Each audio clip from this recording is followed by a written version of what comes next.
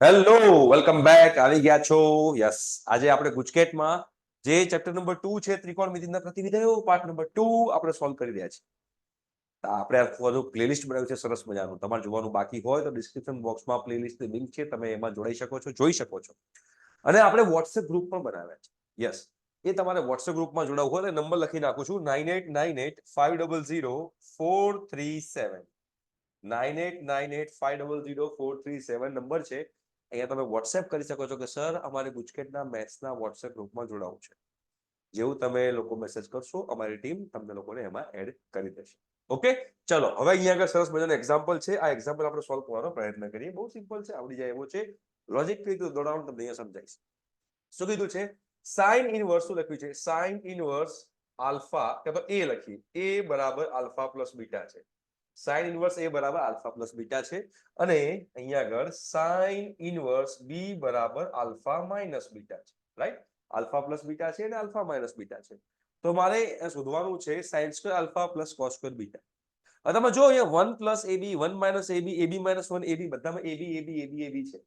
મતલબ કે એ અને બી નો ગુણાકાર કરવાનો છે, એવું કંઈક સમજી શકાય, એવું કંઈક કહી શકાય. તો હું શું કરું? અહીંયા આગળ સાઇન ઇનવર્સ એ જે છે એને લખી નાખું એ બરાબર શું લખાય? સાઇન આલ્ફા પ્લસ બીટા લખાય. બરાબર છે. અને અહીંયા આગળ બી બરાબર શું લખાશે? બી બરાબર લખાશે સાઇન આલ્ફા માઇનસ બીટા. મેં આવું કેમ કર્યું?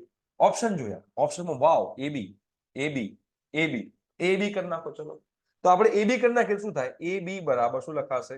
Sign alpha plus beta into sine alpha minus beta. હવે આ તો આપણી પાસે ઇક્વેશન છે. Sine alpha plus beta sine alpha minus beta. બોલો sine square alpha minus sine square beta. તો એબી બરાબર શું થશે? Sine square alpha minus sine square beta. આ તમારું એબી થાય. બટ તમારે sine square alpha plus cos square beta છે તો આને કોસ સ્ક્વેરમાં કન્વર્ટ કરો તો શું આવશે? જો નેક્સ્ટ સ્ટેપમાં AB બરાબર સાઇન સ્ક્વેર આલ્ફા માઇનસ અહીંયા લખી નાખીશ 1 માઇનસ કોસ સ્ક્વેર બીટા. આવું લખાય. તો જો નેક્સ્ટ સ્ટેપ શું આવશે? AB બરાબર sign square alpha minus 1 plus cos square beta. Minus 1 ને આ બાજુ લઈ જઈએ શું લખાય? AB પ્લસ 1 બરાબર sign square alpha plus cos square beta. ભાઈ AB પ્લસ 1 આન્સર છે આપણો. ક્યાં છે? 1 પ્લસ AB કહો AB પ્લસ 1 કહો બધું એકનું એક જ છે. કોઈ તમારે ટેન્શન લેવાની જરૂર નથી. ઓકે, એના પછીનો વાત કરીએ. બહુ સિમ્પલ. શું લખવાનું છે આની અંદર? તમને ખબર પડે તો tan ઇનવર્સ √3 છે. ઓકે, tan ઇનવર્સ √3 છે. આ જે માઇનસ છે એનું માઇનસ રાખું છું. અહીંયા cot ઇનવર્સ માઇનસ √3 છે તો શું લખાય? પાઈ માઇનસ cot ઇનવર્સ √3 લખાય કે ના લખાય? હવે બ્રેકેટ ઓપન કરો, કૌંસ ખોલો બેટા. tan inverse √3 minus pi plus cot inverse √3.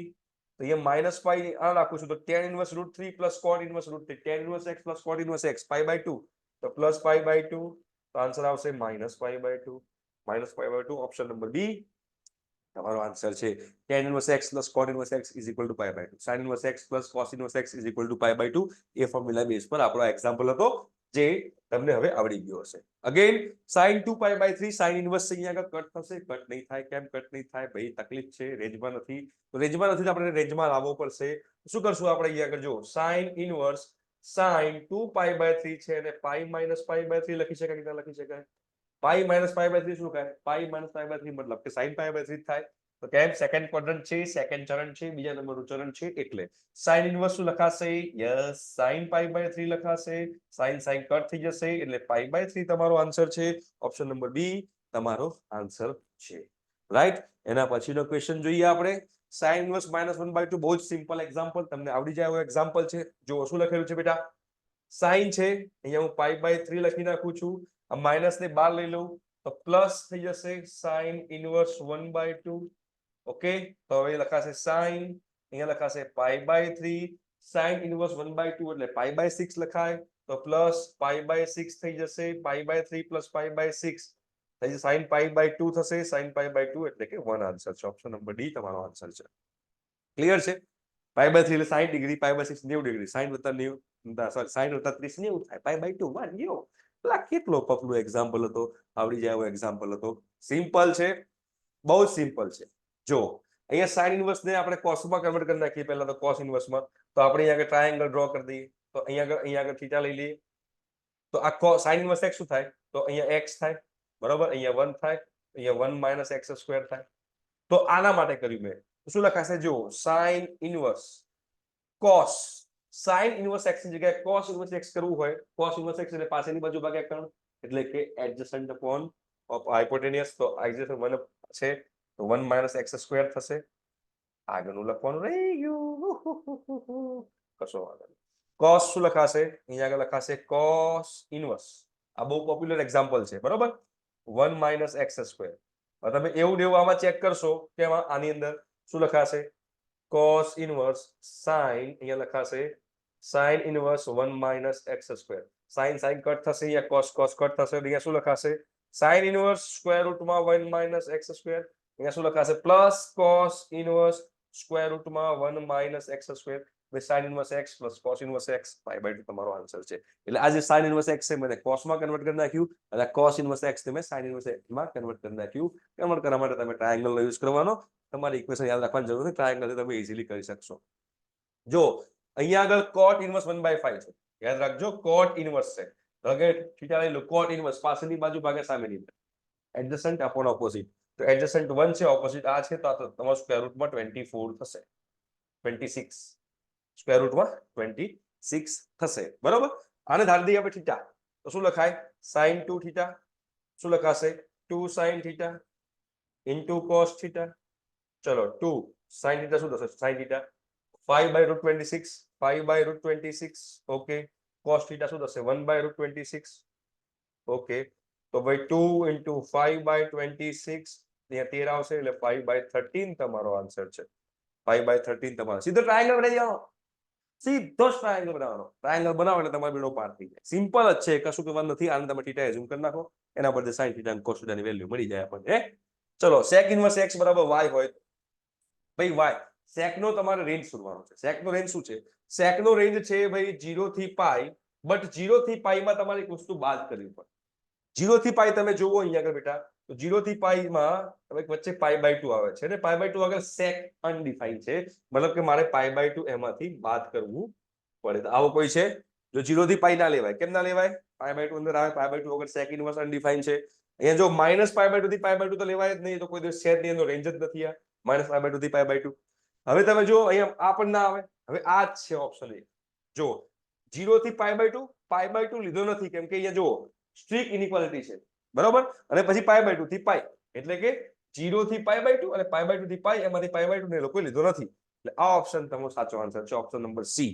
Okay, એ તમને ખ્યાલ હોવો જોઈએ. આ બહુ થિયરિકલ ક્વેશ્ચન હતો. હવે જો cos ઇન્વર્સ ને પહેલા cosec માં કન્વર્ટ કરીએ, તો પહેલા આપણે શું કરવાનું? જો અહીંયા લઈ લઈએ થીટા, ત્યાં લઈ લઈએ. cos પાસેની બાજુ ભાગ્યા કર્ણ, એટલે કે એડજસન્ટ અપોન હાઇપોટેનિયસ એ 1, તો અહીંયા સ્ક્વેર રૂટમાં 1 માઇનસ a સ્ક્વેર થાય, 1 માઇનસ a સ્ક્વેર થાય, રાઈટ. તો અહીંયા આગળ જો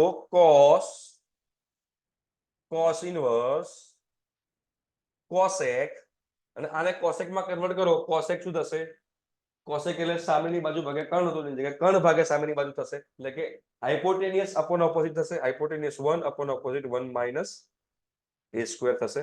ઉભા રહેજો, cosec હતું.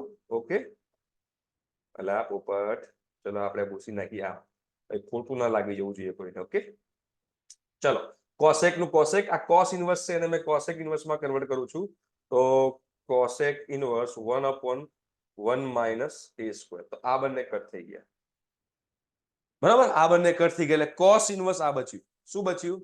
cos inverse. હવે જો શું બચ્યું? આ cos નું cos બચ્યું, અહીંયા cos ઇનવર્સ 1 upon સ્ક્વેર રૂટમાં 1 minus a સ્ક્વેર બચ્યું, બરોબર. કઈ ભૂલ નથી થઈ ને? cos અહીંયા cosec ઇનવર્સ ને cosec ઇનવર્સ માં કન્વર્ટ કર્યું, તો cosec ઇનવર્સ આવ્યું, cosec ઇનવર્સ કટ થઈ જશે, એટલે એ બચશે.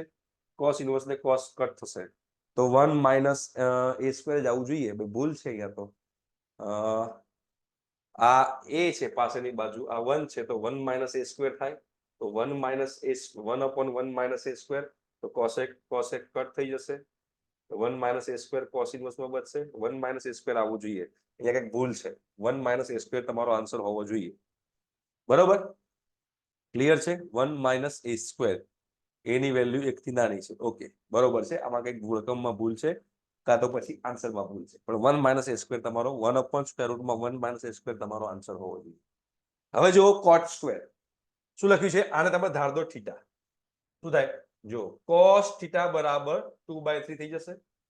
તો આને શું લખાશે? cot square theta by 2. આવું લખાય. તમે આને થીટા ધારો છો એટલે, તમે આને થીટા એઝ્યુમ કરી રહ્યા છો એટલે, તમે આને થીટા એઝ્યુમ કરી લેવો તો cos સ્ક્વેર થીટા બાય 2 લખાય. બિલકુલ સાચી વાત છે. હવે એ લખાય પછી આપણે આગળ શું કરીશું? તો આપણને ખબર છે, જો cos 1 + cos 2 theta, 1 + cos 2 theta is equal two શું છે? 2 cos સ્ક્વેર થીટા. બરાબર છે? 2 cos સ્ક્વેર થીટા. અને 1 - cos 2 થીટા જે હતું એ હતું 2 sin સ્ક્વેર થીટા. બરાબર છે? તો આ બંનેનો રેશિયો કરે શું થાય? 1 + cos 2 theta upon 1 - cos 2 theta બરાબર cot સ્ક્વેર થીટા થાય. મતલબ કે અહીંયા જે એંગલ હોય અહીંથી અહીંયા પર ડબલ એંગલ છે. તો અહીંયા હું થીટા બાય 2 લખું તો અહીંયા શું આવશે? અહીંયા થીટા બાય 2 લખું તો અહીંયા ખાલી થીટા આવશે. મતલબ કે cos સ્ક્વેર થીટા બાય 2 બરાબર શું લખાશે? 1 + cos theta, 1 - cos theta. cos theta આપણી પાસે 2/3 છે, તો 1 + 2/3, 1 - 2/3, તો ઉપર આવશે 5/3, નીચે આવશે 1/3, મતલબ કે 5 તમારો આન્સર છે. બરાબર? 1/3, 5/3 તમારો આન્સર. ઓકે, આગળ વધીએ, નેક્સ્ટ ક્વેશ્ચન તરફ જઈએ. ઓકે, અહીંયા શું કીધું છે? સમેશન છે, સરવાળો છે. 1 થી લઈને 20 સુધીનો, 1 થી લઈને 20 સુધીનો. તો શું લખાય? sin inverse x1 plus sin inverse x2 બરાબર, plus dot dot dot dot dot, plus dot dot dot dot dot dot dot, એ dot dot dot dot dot કરીએ અને sin inverse x20, sin inverse x20 બરાબર tan પાઈ છે. બરાબર, tan પાઈ છે. તો x1 + x2 + x3, x1 + x2 + x3 plus dot dot dot dot dot x20 સુધીનો તમારે શોધવાનો છે સરવાળો. બરાબર, હવે તમે જુઓ આ tan પાઈ ક્યારે થાય? જ્યારે આ π/2 હોય, આ π/2 હોય, આ π/2, બધા જ π/2 હોય. sin inverse 1, sin inverse 1, sin inverse 1 હોય, sin inverse 1 π/2, sin inverse 1 π/2, sin inverse 1 π/2, π/2 π/2 20 વાર હોય તો 20 વાર π/2 નો સરવાળો થાય તો જ tan પાઈ આન્સર આવે, અધરવાઇઝ tan પાઈ આન્સર આવે જ નહીં. બાકી પોસિબલ નથી. મતલબ કે અહીંયા x1 ની જગ્યાએ બી 1 હોવો જોઈએ, x2 ની જગ્યાએ બી 1 હોવો જોઈએ, x3, x4, x5, x7, x7, x8, x9, x10, 11, 12, 13, 14, 15, 16, 17, 18, 20 બધા x જે છે એ બધા 1 હોવા જોઈએ. તો sin inverse 1 π/2, sin inverse 1 π/2, sin inverse 1 π/2 તો તમારો tan પાઈ આન્સર આવે, તો જ શક્ય બને, અધરવાઇઝ શક્ય બને નહીં. મતલબ કે x1 થી લઈને x20 બધા જ 1 1 છે. તો એ બધા 1 નો સરવાળો કરીએ, આ પણ 1 છે, આ પણ 1 છે, આ પણ 1 છે, 20 વાર સરવાળો થાય તો આન્સર આવે તમારો 20. ઓપ્શન નંબર એ. એના સિવાય તમારો આન્સર પોસિબલ નથી. ઠીક છે, તો અહીંયા આગળ આ બે આપણે લેક્ચર લીધા અને બંને લેક્ચરમાંથી આપણે 20 MCQ કર્યા ઇન્વર્સ ટ્રિગોનોમેટ્રી ફંક્શનના ત્રિકોણમિતિના પ્રતિવિધયોના. ઓકે, આઈ હોપ સો કે તમે લોકોને આ મજા આવી હશે અને ઘણા નવા કન્સેપ્ટ તમને આની અંદર શીખવા મળ્યા હશે. નેક્સ્ટ લેક્ચરથી આપણે ચેપ્ટર નંબર 3 સ્ટાર્ટ કરીશું. Okay, thank you so much, by.